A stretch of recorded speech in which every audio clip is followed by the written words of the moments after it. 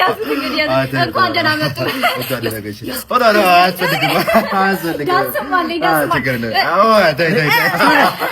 አስተናጋጅ ነይ።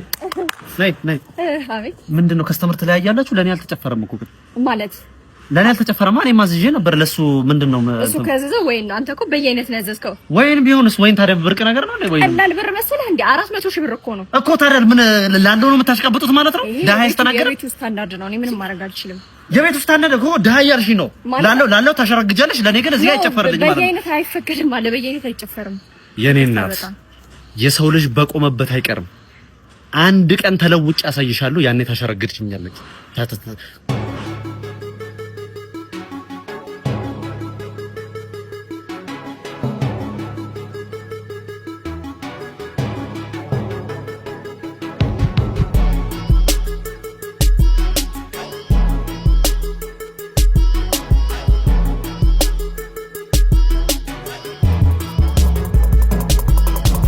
እሺ አለቃ ምን ልታዘዝ?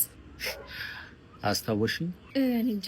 የወጋ ቢረሳ ሲሮጡ የታጠቁት አሉ። ያኔ ለሀብታም ስታሽቃብጪና በኔ ድህነት ላይ ስትሳለቂ ነግሬሽ ነበር። ሰርቼ ተለውጪ አንድ ቀን ተመልሼ እንደምመጣ። ያቺ ቀን ዛሬ ደርሳለች።